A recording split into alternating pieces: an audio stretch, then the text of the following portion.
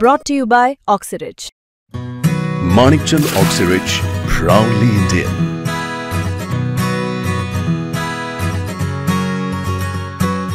जाऊन दे आता बोलायचं नव्हतं म्हणून बोलतो. कव्हरला मनात ठेवायचं. सगळ्या सोयऱ्यांची अधिसूचनेवर आणखीन अभ्यास सुरू आहे. त्यांनी त्याच्यावर आपल्याला 2 महिन्याचा वेळ मागितला. मराठा आणि कुणबीवर 2 महिन्याचं दाखवलं. मी दाखवलं सगळ्या सोयऱ्याची अंमलबजावणी पाहिजे. मराठा आणि कुणबी एक JR पाहिजे. तर 58 लाख नोंदी 3 कोटी मराठी आरक्षणात घातले. थोडा घास खाल्ल्यावर कसं पचत हे सांगतो तुम्हाला. पुन्हा सांगितलं सगळ्या सोयऱ्याची अंमलबजावणी पाहिजे. मराठा आणि कुणबी एक JR पाहिजे.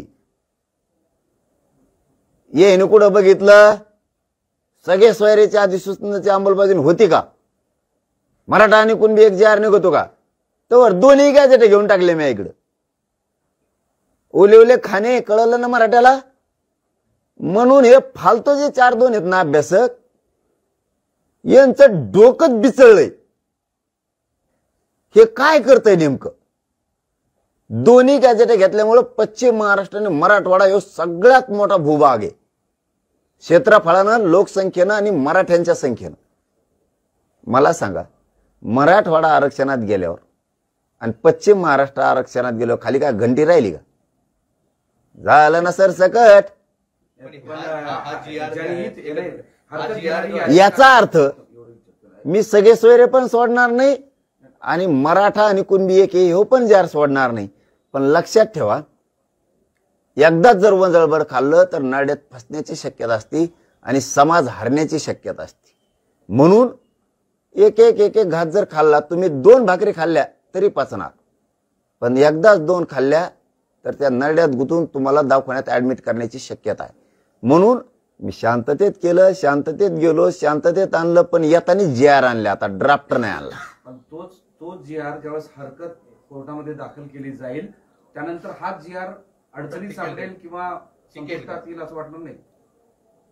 कितीही कोणी याचिका दाखल कोर्टात केल्या, कुठं केल्या तरी त्यात तो चॅलेंज होऊ शकत नाही. कारण सरकारी दस्तावेज गॅजेटियर माननीय न्यायदेवता सरकारी दस्तावेज जर असेल, सरकारी नोंदी असतील तर सगळ्या याचिका त्यांच्यात धुडकावून लागणार. कारण सरकारी दस्तावेज धुडकावून लावता येत नाही. उदाहरणार्थ कोणी जर म्हणला हे जेजच नाही तर मान्य आहे का कोणाला? मग राष्ट्रपतीनं, राज्यपालानं, विधी व न्याय विभागानं केंद्राच्या नियुक्त केलेले जज आहेत. कुणी म्हणन काय ह्यो जज मामा कामाचा नाही, कायदेशीर नाही? कायदेशीरच आहे. तसं दस्तावेज येतो तो कोणीही नाकारू शकत नाही. ना मराठवाड्याच्या गॅजेटियरचा ना सातारा संस्थांच्या गॅजेटियरचा. मराठ्यांनी जास्त खुशीत राहायला पाहिजे. आता आपले बोलणारे बागड बिल्ले एखाद्या वेळेस यांच्यावर बहिष्कार टाकून यांना लुटून द्यावा लागणार आहे आता. कारण यांना मराठ्यांचे वाटोळ्याशिवाय काही करताच नाही आलं.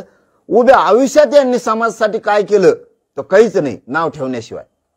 म्हणून आणि जर हे कोर्टात जाणार असलं तर आणखीन आनंदाची गोष्ट आहे. पक्का JR आहे, पक्का मराठवाड्यातले मराठी आरक्षणात गेलेच.